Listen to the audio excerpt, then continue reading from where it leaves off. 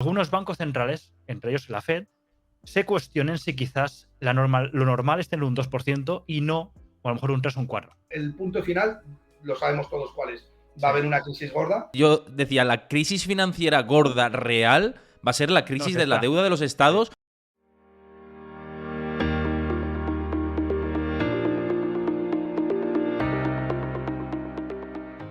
Porque está por aquí con nosotros Gustavo Martínez y John Economist. ¿Qué tal? ¿Cómo estáis? Pues muy bien, muy contento de volver a estar contigo, Héctor, y muy contento de poder debatir con gente de la calidad de John, que como hemos comentado antes, pues oye, este tipo de debates siempre son enriquecedores, ¿no? Llevados desde la calidad del conocimiento y desde el respeto.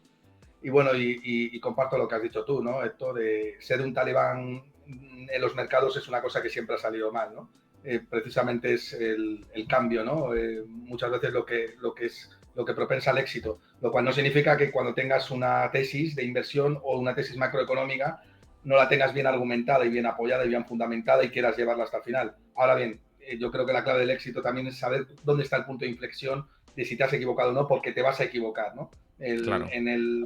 Seguro, te vas a equivocar seguro. En los mercados siempre te vas a equivocar. John. Correcto. Un placer estar aquí, más con personas como Gustavo, un máquina, contigo Héctor también, un placer. Muy contento de estar aquí, pasar la tarde, charlar de economía y como dice Gustavo, la economía son escenarios, hay que ir pivotando de uno al otro e ir teniendo certeza, probabilidades de cuál se puede producir con más certeza y a partir de ahí ir trabajando día a día porque después te sale cualquier personaje como Powell y te lo cambia un poco todo. Por tanto hay que ir un poco ajustando y pivotando entre ellos. Así es. Oye, por poner ya el comienzo de la charla, el foco y para lo que os contacté en su momento era el tema de inflación y el escenario que podemos tener de cara al año que viene, ¿no? Luego vamos a hablar de situación actual de mercados y lo que pasó ayer con Powell, porque creo que os interesa a los que nos estáis viendo bastante.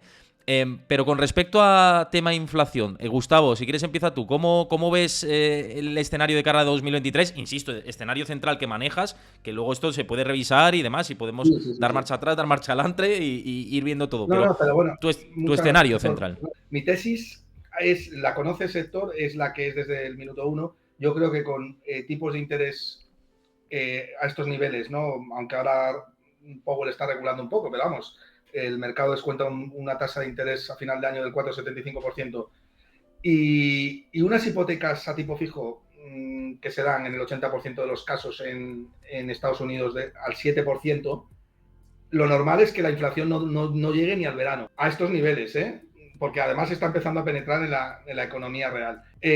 Ahora bien, eso para mí es deflacionario. Es cierto que los tipos de interés son recesivos, por supuesto.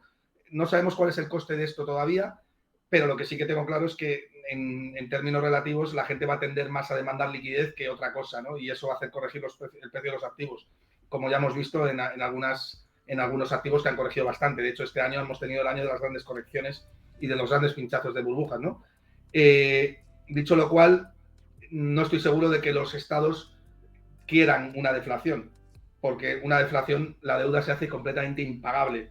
Ahora bien, si me dices a mí que con este modelo macroeconómico vamos a una deflación, pues seguro que vamos a una deflación, porque no hay posibilidad de otra opción. Estás incrementando mucho el valor de tu moneda fiat y la gente va a tender a aumentar la demanda de la moneda fiat, ¿no? Y incluso la demanda de otros activos monetarios como el oro, que ya vemos que prácticamente no pierde absolutamente nada de valor este año, ¿no? Contra el dólar. La mayor acción de revalorización por parte de la Fed del billete verde, ¿no? Con lo cual, mi escenario sigue siendo de deflación con esta política macroeconómica llevada por parte de la Fed, pero no estoy seguro que la Fed quiera una deflación. Lo que los bancos centrales quieren para poder pagar su deuda es inflación.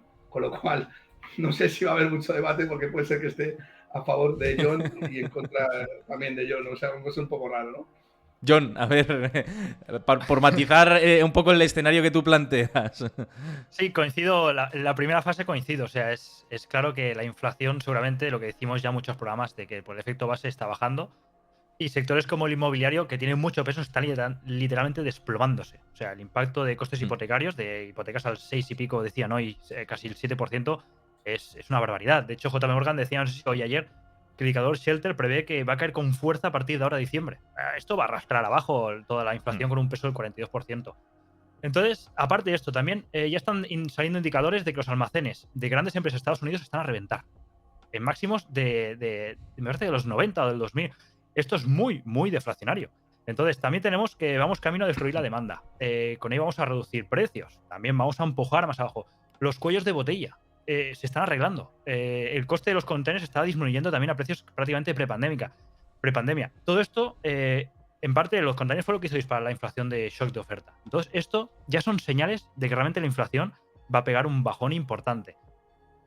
Aquí mi duda, Diego, y es donde está más o menos en concordancia con lo que comenta Gustavo, es si a la Fed le interesa realmente llegar a ser deflación. Porque la gran pregunta que me hago yo es que cuando la inflación llegue a cotas cercanas al 5%, ahí veremos si sigue descendiendo con claridad o empieza a costar, lo que apoyaría la teoría de que la inflación está más arraigada, es más pegajosa, cuesta más bajar y quizás tarden más de lo previsto en bajar ese 2%. Por ejemplo, una cosa que está muy fuerte es el consumo. Amazon anunció ayer que estas ventas del puente de Acción de Gracias han sido las más de la historia, las más altas de la historia. Por lo tanto, el consumo sigue ahí apretando. Sí que estamos viendo datos, como comentábamos fuera de cámara, de deterioro del PMI industrial. El PMI de Chicago ha sido una locura lo que se ha desplomado. Por tanto, niveles que no se veían desde el COVID, ¿eh? Sí. Por hacer es una locura, el 37, eso es una locura. Pero en cambio estamos viendo que la previsión de inflación está bajando, pero en cambio a largo plazo la previsión está subiendo. Por tanto, esto confirmaría que quizás la inflación tiene una bajada abrupta, pero después le costará mucho. También ahora nos estamos comparando con un periodo del año pasado que subió mucho la inflación, pero ese periodo en enero-febrero fue bastante más flojo. Por tanto, es posible que ese efecto escalón que nos estamos comparando ahora, en inicio de año, no ayude tanto a esa bajada de inflación. Por eso creo, coincido que la inflación será bastante acusada, pero conforme empecemos 2023, seguro que la narrativa va a ser otra. Y ya no hablemos tanto de inflación y empecemos con la discusión de la posible recesión y problemas económicos. Y esos efectos causan como una bola de nieve. Y el problema está que algunos bancos centrales, entre ellos la Fed, se cuestionen si quizás lo normal esté en un 2% y no, o a lo mejor un 3 o un 4%, porque les puede interesar, como comentaba Gustavo. Entonces, por eso veo factible que aumenten ese target. Y claro, si aumentas ese target, viendo el daño que ha causado, podría justificar que te aumenten al 3-4%, te consigan llegar la inflación a lo que ellos consideran normal y entonces puedan justificar con todo el daño que han hecho una nueva generación de estímulos. Por eso veo posible que esa inflación la encuentren buena y la mantengan alta en el tiempo. Y puedan, solucionar todo el tema. El tema está que, por eso no descartemos una bajada de tipos antes de tiempo. No ahora, pero sí entrado 2023 por todo esto, ya que la inflación beneficia al endeudado y perjudica al ahorrador. ¿Y quién es el mayor endeudado? Son los países. Por tanto, ya está diciendo que quizás contrarresta un poco una cosa con otra y aparte, sumado a las políticas de país que son bastante laxas en este aspecto, ayudan bastante. Esto es lo que me hace pensar a mí que algunos sectores sí que van a ser deflacionarios, pero muchos van a seguir con inflaciones altas. Y la previsión es que no creo que veamos una inflación del 2% en mucho tiempo. Yo, por hacer un apunte a lo que dices, que voy bastante de acuerdo, y además siempre me pasa, ¿no? Que escucho los dos discursos, ¿no? Y me quedo con cosas que yo adapto en el mío propio, ¿no? Al final se aprenden y das marcha atrás en unas cosas y en otras das marcha adelante, ¿no? Como decíamos antes también fuera de micrófonos y en la introducción. Pero además la inflación tiene un componente estacional que hay que tener en cuenta, ¿no? Sobre todo de cara estoy pensando de cara al verano del año que viene, que es que cuando todos los modelos de la banca de inversión hablan de que ahí puede ser como ese efecto repunte, ¿no? De bajar a lo mejor hasta el 4%, 3% y en las casas más optimistas, y de ahí repuntar en verano, ¿no? Y ahí veremos. Mi duda aquí, os lo lanzo, es si esa inflación sigue habiendo desinflación, que la va a haber, porque la base ya creo que está bastante clara y lo vamos a ver en los próximos datos de inflación que tenemos el día 13 en Estados Unidos, día clave para ver si sigue esta hoja de ruta. Pero lo que decías, mi duda es si vamos a una inflación por oleadas, que podría ser tipo años 70-80, o si se apaga el fuego del todo, porque tampoco está muy claro de recesión, cierre, tal, ajuste de demanda y después se acabó el problema. No lo sé, ya estamos viendo también que China sigue con sus políticas de COVID-0, que las cadenas de suministros algunas funcionan pero otras no del todo. Tengo mis dudas que esto pueda otra vez volver a la oleada, como pasó con el COVID, ¿no? Primera ola, segunda ola, y como pasó en los años 80, que por eso hago la comparativa. ¿Vosotros qué pensáis de esto? Bueno, Yo es que, con permiso, Gustavo, yo es que no Sí. descarto una economía en ese. Justo comentas. Claro, En claro, épocas de expansión, épocas de ajuste, expansión, para intentar jugar con esta inflación controlada, entre comillas, más alta de lo normal, y que vayan Ujú. jugando con esto, estimulando, quitando, estimulando, quitando. No lo descarto para nada. vosotros, a ver, fijaos que el oro está repuntando con Sí. fuerza. Estamos ya en 1800 y pico. ¿Qué está haciendo el oro? El oro está recogiendo la pérdida de confianza que hay contra el sistema monetario actual. O sea, cuando dices que el oro sube para protegerte contra la inflación, o más técnicamente dicho, sube para protegerte contra los tipos de reales negativos, lo que en realidad te estás diciendo es que el oro lo que está diciendo es vamos a comprar oro para preservar nuestra riqueza ahí, porque en otro sitio no la vamos a poder preservar, dado que los bancos centrales la van a cagar o te van a empobrecer, ¿no? Por eso está subiendo el oro. El oro está anticipando un escenario de quantitative easing again. Es decir, Eso es lo que se iba a preguntar también. Tema, Claro, se está previendo un QE añadido. Mi punto es que las fuerzas deflacionarias macroeconómicas que tenemos a día de hoy, 1 de diciembre del 2022, son las más grandes que ha habido en la historia. Es decir, 8.000 millones de seres humanos, ya somos 8.000 millones de seres humanos muy especializados o cada vez más especializados gracias a las tecnologías, internet. Hoy en día cualquiera puede aprender inglés con un iPhone, además de tener la oficina ahí, etcétera, etcétera. Tenemos una globalización que nunca habíamos tenido, aunque es verdad que ahora está un poco en tela de juicio, y tenemos un desarrollo tecnológico que es brutal y bestial, con gente como Elon Musk diciendo vamos a echar a todo el mundo aquí hasta que no levantemos la compañía, ¿no? Y eso es tremendamente deflacionario. La producción está aumentando de una manera espectacular y de hecho estamos a niveles de producción más altos ahora que la era pre-COVID, con todo lo que ha caído. Bien, ese es mi punto, ¿no? Es decir, el capitalismo al que estamos sujetos hoy en día es tremendamente deflacionario. Ahora bien, los bancos centrales pueden cargarse esa deflación cuando les dé la gana. Y lo hemos visto a lo largo de la historia. Y lo han hecho a lo largo de la historia. No, mientras haya socialismo, va a haber inflación. Eso es y cuanto más socialismo hay, más inflación hay, hasta que ya hay una hiperinflación de la leche en los países más socialistas que hay. Pues en Latinoamérica entonces no te cuento, ¿no? Últimamente. En Latinoamérica digo que no te cuento con el sesgo, ¿no? Donde más metastasiado está el comunismo, ¿no? Y el socialismo, sí. Pues es donde más inflación hay, obviamente, porque la única manera que tienes de financiar la mentira y el populismo es mediante el secuestro de los ahorros de los ciudadanos. Sí. Es decir, metiéndoles impuestos ocultos vía inflación, es decir, aumentando la oferta monetaria para empobrecer a la gente y que tú puedas pagar tu deuda en términos reales que no vale nada. Eso es lo que sucede. Entonces, yo creo que vamos a estar los tres de acuerdo, si es que no hay debate. O sea, a nivel macroeconómico, la tendencia es deflacionaria, pero los estados no van a dejar que esa deflación ocurra. Y de hecho, la curva forward, no sé qué lo ha dicho antes John, la curva forward de inflación está descontando precisamente quantitative easing a largo plazo otra vez. Sí.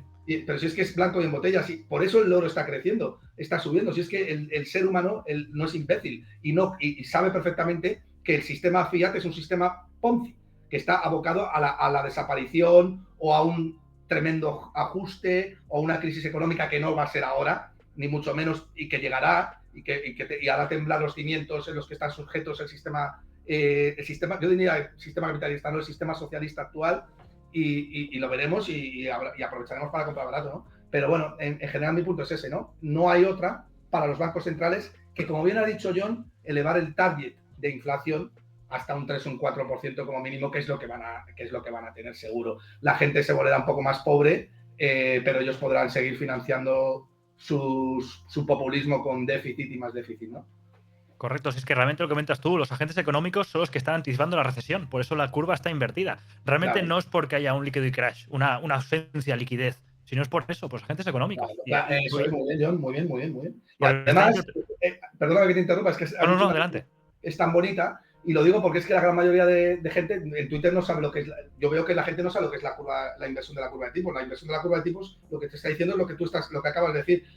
Lo que está descontando es subidas de tipos a corto y bajadas pero no te está diciendo que hay una tensión en la oferta de crédito, porque si eso fuera así, estaría bastante más invertida durante más tiempo, y ahí sí que tendríamos un problema de crisis. No como lo que la gente dice en Twitter, que realmente no saben de lo que están hablando, ¿no? Bueno, yo creo que lo de lo que comentas tú. Adelante. Sí, no, simplemente un apunte con esto que dice Gustavo y con lo que está diciendo, que estoy completamente en sintonía. Lo que yo siempre digo de la inversión de la curva de tipos es que sí que se puede ver como una especie de desconfianza de la parte del inversor Sí. institucional en el corto plazo con la situación pues en este caso de Estados Unidos, si lo consideramos en la inversión en Estados Unidos, que está invertida a nivel global. Ojo, la curva de tipos a nivel global está invertida, ¿no? Si tenemos estos parámetros en Europa, en Estados Unidos, a nivel global, ¿no? Y esto es una falta de desconfianza de pagar más intereses por la deuda de corto plazo que por la de largo plazo. Entonces, lo que se está descontando tampoco es una recesión inminente. De hecho, las recesiones siempre vienen cuando la curva de tipos se desinvierte. En ese momento es cuando sí que se produce esa recesión, cuando se ha invertido la curva de tipos. Entonces, claro, también adivinar, sacar la bola de cristal de la recesión del año que viene, de no sé qué, de no sé cuántos, de lanzar pinceladas de esto, pues oye, que cada uno haga lo que quiera. Yo siempre digo que sí que creo que vamos a un escenario recesivo el año que viene. No sé, la última vez que estuvo John por aquí, hablaba yo de que me preocupaba más el segundo semestre que el primero, en realidad. Y ahora lo que se lee más es que es más inminente. Pues bueno, si es inminente, también lo hablamos antes, pues hay que recoger cable y asumir la situación, ¿no? Y cómo cambia todo. Pero vamos, el apunte que hago con el tema de la inversión de curva de tipos es eso, la desconfianza. Y cuando hablas con gestores de fondos, muchos también te lo trasladan. Y sí que te dicen que la renta fija, luego si queréis hablamos un poco de esto, que la renta fija ya sí que está en momento de entrada, claramente. Y yo decía, entraremos primero en renta fija, luego en bolsa. Pero bueno, luego si queréis hablamos de mercados. Héctor, ahí yo habría que hacer un matiz, ¿no? Porque que la Sí. renta fija esté en momento de entrada, porque ha bajado mucho. La realidad es que tienes que hacer un análisis más profundo. ¿Qué tipo de renta fija? Si compras bonos de No, de larga duración. ¿no? Lo que me dicen es de larga duración, ¿eh? Te hablo de Claro, conversaciones con gestores. Entonces el Nasdaq también está barato y el Bitcoin también está barato. Cualquier cosa que sea de larga duración está barata. O sea, quiero decir, yo para entrar en renta fija, comprar un bono ahora al 4,5%, ¿es más atractivo que comprarlo hace 2 años cuando estaba al 1%? Obviamente. Ahora bien, si hay una crisis de liquidez en Europa, ese bono te va a parecer que está carísimo dentro de un año y medio. O sea que Claro. ahí hay un debate. Te entiendo. Ahí hay un debate grande también, Héctor. Sí, no, y por ejemplo, en Reino Unido, cuando pasó lo de Liz Truss, hay muchos que me comentaban off the record, me perdí este movimiento. Me perdí este movimiento porque ahí sí que tenía que haber entrado, claro, pero. Claro, pero porque estamos acostumbrados a ver una. Pero esto, porque llevamos 10 años viendo cómo los bancos centrales manipulan el riesgo. Pero realmente, una economía como la de la inglesa, que está hiperendeudada, con una política que no sabe ni para dónde va, si izquierda, derecha, tal, no sé qué, que están cambiando los gobiernos cada 2 por 3, que tienen un sistema de pensiones prácticamente quebrado. Financiar al 5% es barato o caro. Hombre, si lo comparas con el 1%, debido a las quantitative easing que teníamos los 10 últimos años, parece una ganga. Pero en una situación de riesgo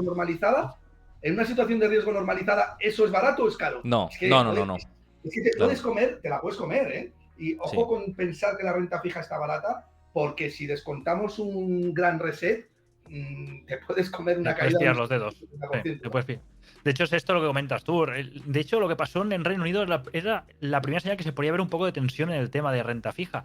Pero lo que dices tú, Gustavo, realmente es una ausencia de pérdida es pérdida de confianza en el sistema, lo que está provocando que activos estén aguantando muy bien. Y el oro, por ejemplo, en Europa, que se prevé que a lo mejor vamos a un tipo de tipos reales negativos, ahí el oro se mueve muy bien. Un tipo real negativo se mueve muy bien, porque la moneda se devalúa y en cambio el oro juega muy bien en esos escenarios. Claro. Por eso es un activo muy interesante a seguir. No, el oro es el activo que yo más claramente veo para los próximos años a estos niveles. Y a 1800 lo sigo viendo bajo. Y ya no te digo los derivados del oro. Sí. Las mineras, las empresas de royalty, que van un 40 o 50% por detrás. Ahí hay valor por todos los lados. Y más previendo el posible movimiento que van a hacer los bancos centrales con lo que hemos comentado. Con lo cual te están empujando a decir... Si es que estamos abocados a un reset, más tarde, más temprano. Si no hay otra. Si es que lo que pasa es que a mí me gusta mucho este tema, hablando con gente como vosotros, que no busca el sensacionalismo, porque, oye, es que tú te metes en Twitter y casi cada Twitter busca es verdad, pero busca un punto sensacional de atraer de followers y tal. A mí eso no, me parece un contenido muy vacío, ¿sabes? Es como vender droga. Es verdad, cuando el típico, mira, yo te lo juro, estoy harto de ver el típico tío que te pone 2 grafiquitos aquí, te retuitea el tuit de un tío americano que no sabe ni quién es, ni lo que está poniendo y dice, nos vamos a la mierda. Pero oye, por favor, esto que claro, y la gente 150 likes. ¿Sabes cuántos tienen mis tweets? 4 likes. Cuando digo, no, el Standard Poor's 500 va a acabar en 4.200. 5 likes, 6, no vende, eso no vende. Aquí lo que vende es la droga. Sí. Eso es la realidad y el sensacionalismo, pero bueno, por eso, entrando en el debate con gente como vosotros, a mí me encanta porque yo aprendo un huevo, ¿sabes? Aprendemos todos, yo creo. Vamos, yo creo que aquí estamos todos de acuerdo. Yo no sé si ibas a decir, creo que ibas a decir algo antes de que interviniese Gustavo. No sé No, si... si querías comentar, a lo mejor profundizar el tema del tema recesión y tal, pero bueno, lo que se puede establecer. Yo, para mí, un sector que se verá bastante afectado en caso de entrar claramente en una recesión es el sector bancario. Porque si nos fijamos, por ejemplo, el sector bancario se activa mucho con lo de se financian a largo plazo, o sea, prestan a largo plazo y se financian a corto plazo. Y ahora mismo una curva invertida pues les afecta bastante. Claro, cuando esto es negativo para el comercio, para su sector, ¿qué es lo primero que hacen? Cortan el crédito. Claro, si te cortan el crédito, te empiezan a empujar muchos sectores. Sectores dependientes de crédito sufren las consecuencias. El ciudadano, empresas sobre todo tecnológicas, de crecimiento. Por lo tanto, vemos que hay que jugar un poco con ese agentes económicos de que realmente sí están. John, está siendo deflacionario entonces, porque eso es una situación de deflación clarísima, ¿no? En la que hay una destrucción del crédito como la que tú dices. Sí.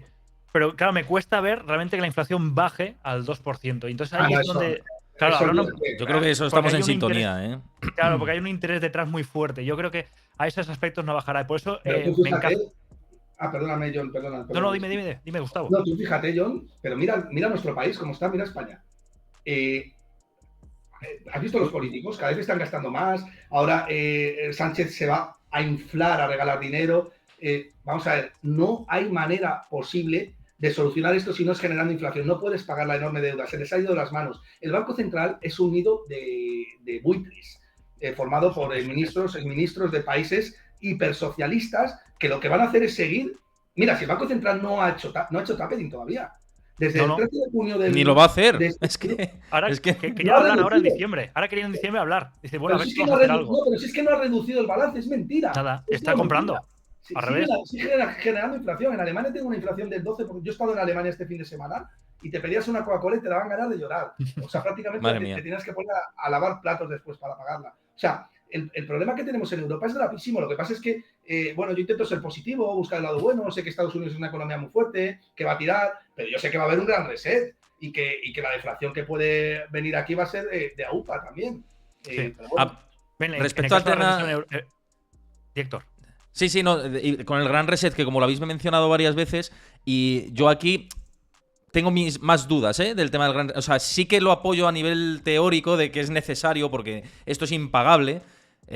Fijaos la deuda de Japón, por ejemplo, y que va a seguir en esa espiral. Es una espiral de zombie, de economía de Walking Dead, básicamente. Y yo creo que va a seguir en esa espiral. Pero claro, el problema son los grandes acreedores de esa deuda, principalmente China. ¿China qué va a hacer? ¿Va a bajarse los pantalones y va a decir, venga, pues no me paguéis y mi país... Es que no, ¿qué vamos? ¿A un conflicto bélico? Si vamos a ese escenario de gran reset, ¿no? O un conflicto bélico o se empiezan a vender otro tipo de activos. Puedes vender la Mallorca, pues por poner un ejemplo absurdo, ¿no? Pero si tienes ya problemas, pues te concedo las concesiones de la seguridad social aquí durante los próximos 5 años. ¿Alguna fórmula de esa, ¿no? O te vendo los puertos, como quería comprar hace poco los puertos. Claro, pero lo que es obvio es que algo va a pasar. Sí. Es insostenible, pero es que el modelo no cambia. Fijaos que el problema no es el político, el problema es el ciudadano. Y tú te das una vuelta por Twitter y no hay más que ver lo que la gente apoya, ¿no? Da igual si una ministra tiene un presupuesto de 20.000 millones de euros, si el otro no sé qué, da igual, es que está enferma la sociedad. Está enferma, falta una educación financiera tal. Y claro, eso es un caldo de cultivo perfecto para que el político ávido de poder promete, reprometa. Fijaros, las pensiones indexadas al 8,5%, es que están por encima de la inflación. Con una deuda que tenemos de 130 y pico por ciento por PIB. ¿Pero qué estás haciendo? Cada chico que nace hoy en día, cada bebé que nace... Estás comprando votos, Gustavo, ya te lo digo yo. Estás comprando votos de las elecciones del año que viene. Claro que estás comprando, pero es que eso apoya nuestras tesis. Cada bebé que nace en España, en este país, lo hace con una deuda de 35.000 euros ya. Es que eso es tremendamente deflacionario a largo plazo. John, ¿qué ibas a hablar antes? Aparte de la diferencia de Estados Unidos, que Estados Unidos sí que es verdad, cuando empezó todo el follón, hubo un momento donde parecía que no lo tenía controlado y se cuestionaban los movimientos de la Fed. Y ahora parece que quizás las cosas tienen más encarriladas, pero es que aquí en Europa parece que no saben el paso que dan. Van a lo que dices. Ahora dicen, el otro día Lagarde decía que ahora en diciembre van a empezar a plantear qué van a hacer con el QT. Pero es que en lugar de iniciarlo, están siguiendo comprando bonos privados y públicos, con el riesgo de que no se les disparen las primas de los países del sur. Es un desastre. No hay otra. No, es que no puedes. La deuda es interna de Europa. Bueno, pero es que además, es que si tú estás en el Banco Central Europeo y quieres seguir ganando tus 300.000 euros al año, necesitas hacer eso. Y a ti te importa tu bolsillo, lo demás te importa una mierda. Y más a un político. Eso es así. Entonces no va a haber otra, no hay un... Es imposible, o sea, yo creo que el punto final lo sabemos todos cuál es. Va a haber una crisis gorda y será un buen momento para comprar y seguir estando invertido donde las empresas que menos van a sufrir, que se van a revalorizar con esto, comprar oro y a esperar. Yo lo que veo es eso, sí, estoy de acuerdo contigo, Gustavo, de que de aquí, no te digo que vaya a ser esto de aquí al próximo año o 2 años, pero yo decía, la crisis financiera gorda real va a ser la crisis de la deuda de los estados. Si ya tuvimos una crisis financiera derivada de activos privados como son las hipotecas, imagínate de activos que son deudas de los estados. Ahí viene la gorda. ¿Sabes cuál es dónde yo veo el problema, Héctor? Que la gente empieza a perder confianza en la moneda fiat, en los bancos centrales. Ahí es donde puede haber un... Sí. Claro, es que el anterior... Dime cómo luchas, porque contra la deflación puedes luchar generando inflación. Pero ¿cómo luchas contra cómo luchas de la manera contraria? Es decir, ¿cómo luchas contra alguien que no quiere tener tu divisa y que quiere comprar oro y oro y oro? ¿Sabes? Sí. Y encima tiene alternativas. ¿Por no querer tener la moneda fiat?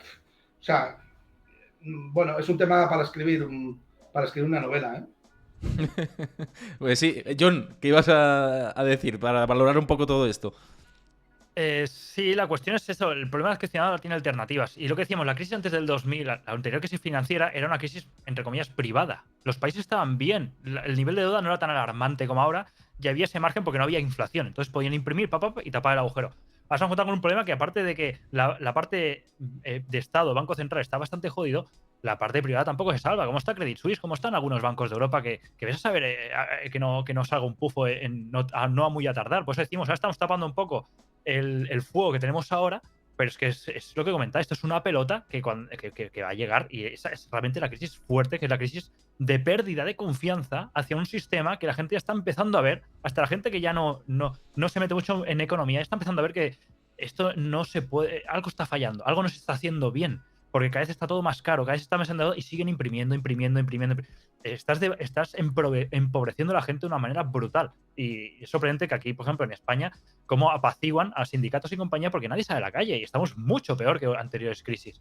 Bueno, ¿cómo va a acabar esto? Pues complicado. Pero bueno, así que saltamos a otro tema de inversiones para pues si no estaríamos aquí con el tema político. Y sobre todo porque Gustavo se tiene que ir después. O sea, que tenemos el tiempo limitado. En ningún caso creo que estemos siendo sensacionalistas. Yo creo que no, es la realidad, Cualquiera está de acuerdo con nosotros en esto, ¿no? Sí. Bueno, cualquiera que no sea socialista, claro. No, incluso, o sea, puede ser de una corriente socialdemócrata y estar de acuerdo con esto, ¿no? Puede ser socialdemócrata sí. y no estar de acuerdo con el gobierno actual. Hay muchas vertientes, ¿no? O sea que. Pero bueno.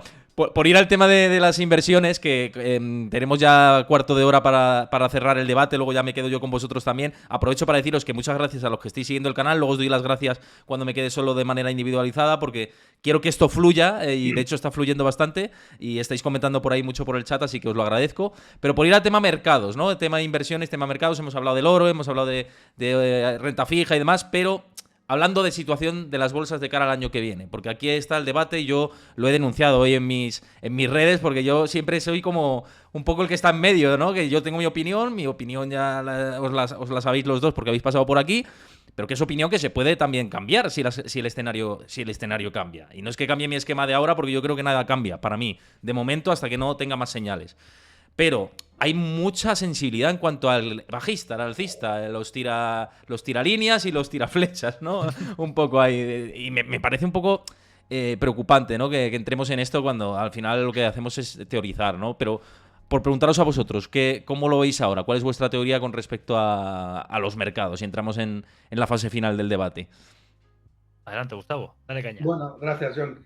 Bueno, perdón, Héctor, tú sabes que yo me he mojado siempre desde el minuto 1, aún sabiendo que el corto plazo es una moneda al aire, ¿eh? Sí. Y lo digo desde antemano, o sea, jugar al corto plazo. Lo que pasa es que hay que jugar a esto, porque estamos jugando a esto, porque genera contenido, porque es divertido, por lo que sea, pero el corto plazo no vale nada más que para intentar hallar valor e ir a largo plazo y que el mercado reconozca ese valor. Dicho esto, yo me he mantenido firme todo el año y he dicho que el Standard & Poor's 500 acabaría entre los 4.000, 4.200, siguiendo una estrategia que era ciertamente fácil, ¿no? Primero, he seguido dos. Primero, sabiendo que la desinflación, analizando que la desinflación se iba a producir, que la FED más o menos semi-pivotaría. Y tercero, siendo contrarian, ¿no? Siendo contrarian en Twitter, viendo que la calidad de la gente que piensa que el mercado va a bajar es tan pésima que digo, el mercado va a subir seguro, ¿no? Entonces, es así un poco mi análisis.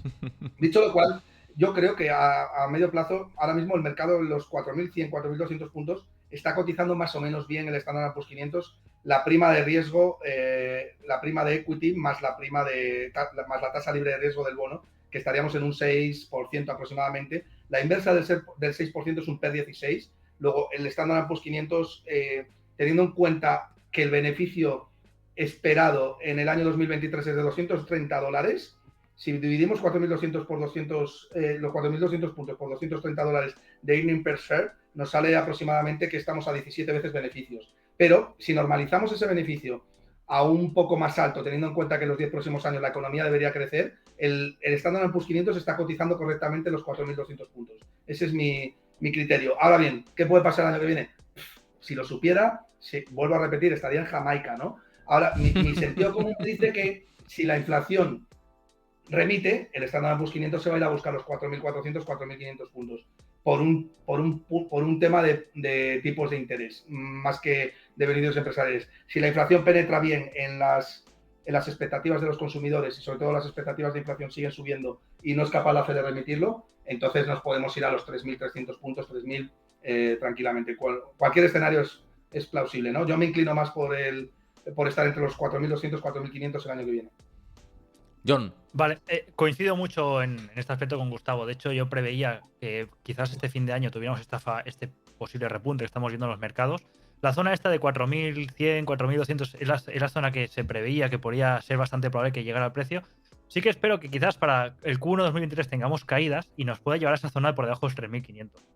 Ya que en parte veo quizás aún un poco caro SP. Sí que respecto al PER está correcto, pero de cara a estas caídas del Q1. Entonces, si pongo un poco en línea los fundamentales y los resultados empresariales, con la situación económica que nos viene, es un entorno que tira hacia recesivo por el tema de resultados. Y eso es lo que podría empujar a poco abajo el SP y darnos esas cifras. Entonces, por ejemplo, de cara ya más a inversión, en Estados Unidos y Europa ahora mismo no lo tocaría a corto plazo, sobre todo tecnológicas. Y sí que apostaría más por value. A value sí que hay cosas que están muy castigadas. Consumo básico, pero no por empresas de crecimiento, por lo que hemos dicho del tema de tipo de interés. Por lo menos ahora a corto plazo me haría esta panorámica. Es lo que decimos. Hay que ir donde la gente tiene miedo a entrar. Entonces, ahora mismo cuando la gente sale despavorida, por ejemplo, los ajustes que hay en Europa, hay precios muy atractivos en Europa. ¿Vale? Que no estamos hablando, pues solo nos centramos en Estados Unidos y, por ejemplo, China sí que puede estar entrando en buenos momentos. Pero Europa está muy atractiva. Pero hay que intentar aún. Yo creo que esperar Muy bien, John, muy bien. Yo creo que tengo que estar esperando. Vaya debate. Vaya debate bueno, Cruzado. Si quieres que debatamos, tienes que traer gente de peor calidad. No, pero habéis dicho escenarios diferentes. John espera caída por debajo de los 3.500. Yo también estoy en esa tesis, pero luego al final con ese escenario. A lo mismo, al final. Al final llegamos a lo mismo. Al mismo punto. Pero eso es una moneda al aire, ¿no? Es una apuesta que no tiene demasiado fundamento porque pueden pasar millones de cosas. Pero sí que tiene mucho fundamento lo que dice John, que en Europa hay valor por un tubo. Sí, está muy castigada. Si te pones a ver los fundamentales del sector industrial, es que es ridículo. Es que el que no esté comprando en Europa, por eso está pegando un repunte de la leche ahora. El que no esté comprando en Europa ahora, con algunos sectores tan castigados, como por culpa de los costes energéticos, ¿no? También, que luego cuando haya... A ver, vamos a ver que el problema de la energía es un problema coyuntural. Sabemos que la energía va a normalizar precios más tarde o más temprano. Cuando haya un proceso de regasificación o la guerra termine, sabemos que todos esos sectores industriales que han sufrido mucho por los costes energéticos van a volver a repuntar. Y eso el mercado no es tonto y el mercado empieza a descontarlo, ¿no? Sí. Y yo hago un apunte con respecto... Sí, perdón, John, sí, acaba. Adelante. No, un apunte.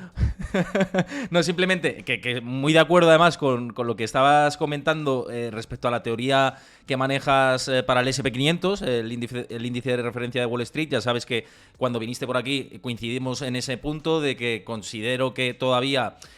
no ha perforado el nivel mínimo que debería perforar, pero me puedo equivocar, por supuesto, y de hecho, si se va a los niveles de 4.300, 4.400, como dice Gustavo, yo ahí tendré que recoger cable y decir que nos vamos a un mercado a lateralizar y replantear otro escenario. O replantear otro escenario, exactamente. Con la misma probabilidad tengo que recoger pero cable. Una cosa con respecto a lo del PER que decíais... Respecto a lo del PER que decíais, el PER es verdad que ahora mismo lo que está calculado sobre unas estimaciones de beneficios muy infladas desde mi punto de vista. Todavía no creo que haya habido el ajuste de beneficios Sí, hace falta empresariales algún de las ajuste, cotizadas del quizás. SP500 correspondiente, ¿no? Que debería haber. Y luego, otra cosa, el peso que tiene Apple en la ponderación del SP500 es muy importante y todavía no he visto una corrección fuerte en Apple, y viendo lo que se está desacelerando las ventas en China, etcétera, vamos a ver el papel que juega Apple dentro del próximo trimestre. Que si sigue haciéndolo bien, el SP500 probablemente también tire por ahí. Esto hay que tenerlo muy en cuenta por el peso que tiene. Y luego, Eso además sí, de. Sí, no, y además de todo esto, de ideas que estáis trasladando y de cosas abaratadas, yo creo, y lo he dicho también por mi canal de Discord, que por cierto os invito a que os unáis por ahí, y que no es recomendación, por supuesto, sino una idea personal que manejo, es Small Caps. Small Caps tiene mucho riesgo, es cierto, pero ha habido tal castigo. Es que están a En precio Russell de 2000. derribo muchas small caps, ¿no? Tanto europeas como americanas. Ahí hay que hacer claro, seguramente claro, stock claro, picking Ra- o índices claro, muy concretos de small caps, y ahí seguramente de cara al claro, largo claro. plazo puedes tener Sí. mucho valor. En el Y es Russell que es 2000 ahora, hay. es que es ahí donde hay valor, es que es Sí. donde tienes que irte, a estos sitios, a las small caps, a las energéticas, a todas lo que ha sufrido mucho, ¿no? Que es lo que la gente no entiende, ¿no? O sea, la gente dice, no, que aquí está la liquidez porque las cosas están cayendo. No, tienes que poner a trabajar tu liquidez cuando las cosas están cayendo. Es que es todo, el mensaje es el contrario. Las small caps es normal que estén tan perjudicadas, ¿no? En un escenario donde puede haber una recesión, muchas se pueden ir pueden entrar en default. Además, son empresas con una sensibilidad es decir, con una curva muy rígida de costes, es decir, son muy capaces de trasladar costes de inflación a precio final del producto, no son como las big o las blue chip, ¿no? Que son cuya curva de costes está muy definida, ¿no? Y se comen la inflación como quieren, porque trasladan costes a beneficio. Ahí es donde tienes el verdadero valor. Y ahí es lo que tienes que mirar en Europa. Hay empresas que pueden hacer un 3 o 4 bagger, multiplicar varias veces los próximos años, seguro, seguro, seguro. Aparte, por este equipaje ligero que comentas, son las primeras que arrancan. Entonces hay Claro, hay que Siempre. meterle mano ahora. Es que es el tema ahora, este. ahora. Sí, Es sí. que la gente dice, no hay que estar en liquidez, que el mercado está cayendo, o está esto muy peligroso, ¿y cuándo quieres comprar barato? Sí, para comprar barato tiene que estar pasando algo. Si no, no vas a comprar barato. ¿Quién te va a poner algo barato si no está pasando algo? Y eso que no hay una crisis de liquidez. Pues si hubiera una crisis de liquidez, entonces, por eso duran tampoco las crisis, porque al final la gente pues empieza a ver precios atractivos muy baratos, sensata y compra rápido, ¿no? De hecho, no es que haya crisis de liquidez, sino que yo creo que hay mucha liquidez. De hecho, las encuestas de gestores de fondos y como emite Bank of Sobra America liquidez. mensualmente, sobra Sobra Dicen liquidez, liquidez. máximos. están mucho en liquidez. Sobra liquidez, Héctor. He estado mirando yo esta tarde la M2 y la M2 apenas se ha reducido. Sigue habiendo 21.000 millones de dólares en la economía. La velocidad, incluso la velocidad del dinero está aumentando. Por eso aumenta el Producto Interior Bruto, ¿no? Aumenta la oferta de producción. O sea, por eso te digo que hoy leía una encuesta del consenso, ¿no? Que anticipa un 50% de probabilidad de recesión en Estados Unidos. Eso sí que me parece más razonable, ¿no? Que con tipos, fíjate, que con tipos al 6%, 5%, mucha gente, muchos inversores piensan que no va a haber recesión en Estados Unidos y no lo piensan, y tienen nombre y apellidos, no lo piensan lanzando una moneda al aire. Son gente que está reflexionando. Yo mismo pienso que es difícil meter a Estados Unidos en una recesión con una economía tan fuerte como tiene y sobre todo que tiene las empresas más fuertes del mundo en la época de mayor fortaleza del mundo, ¿no? Por eso te digo bueno, que al final lo que hay que hacer es lo que dice John.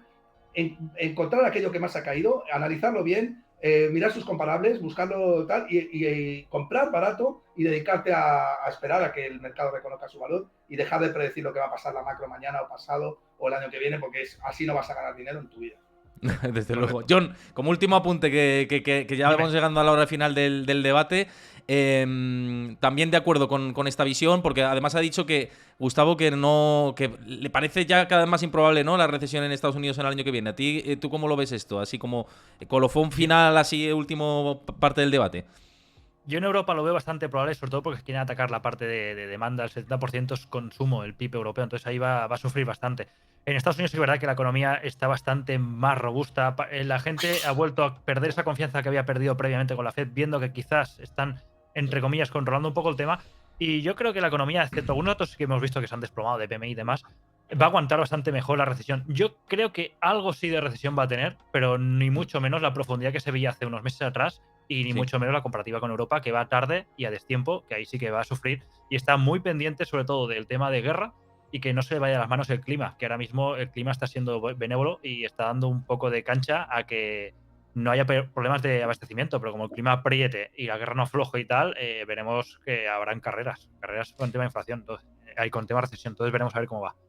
Yo solo digo que como al final haya soft landing, que yo soy el primero que he dicho que iba a haber recesión, no muy fuerte, pero sí que lo veía. Digo, si nos vamos a ejemplos como los años 80, que tuvimos crisis inflacionarias, lo veía probable y sigo viendo que es el escenario más probable que haya recesión, pero cada vez más suave de lo que pensaba Y más sobre el suave. escenario, eso es, sobre el escenario que manejaba inicialmente.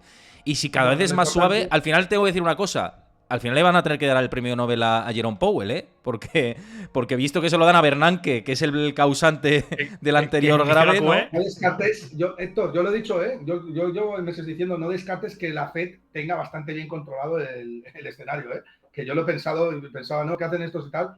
Y es posible que estén haciendo muy bien las cosas, el tiempo lo dirá, ¿no? Pero bueno, en cualquier caso, Héctor, lo bueno siempre es tener detrás de tu análisis que esté fundamentado, ¿no? O sea, detrás de tu escenario que tengas un análisis fundamentado. Como Claro. luego te puedes equivocar más o menos porque, oye, las predicciones a corto plazo tienen que ver mucho con la lotería y con el azar. No se puede predecir cientos de millones de interacciones diarias como para predecir cientos de miles de millones de interacciones a un año. Eso es imposible. Pero lo bueno es que se tener un análisis fundamental detrás y una tesis, ¿no? Y eso es lo que enriquece el debate, ¿no?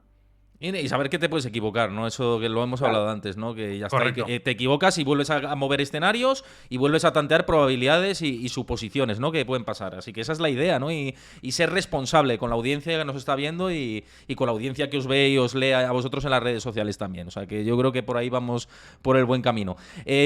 Gustavo y John, que un placer teneros por aquí. Que sé que Gustavo se tiene que ir a la carrera, así que Me tengo que ir a dar clases a la universidad ahora, ¿sabes? a ver si El a ver si nos placer vemos es Seguir por dando ahí. clases sobre esto, ¿sabes?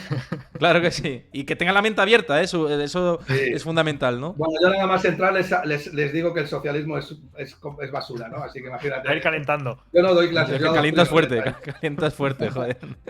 Bueno, pues Bueno, hoy un chicos, placer estar con vosotros, de verdad. Igualmente, un placer también mío, un placer estar con vosotros esta tarde y nada, y a la próxima. eso es. Pues muchísimas gracias.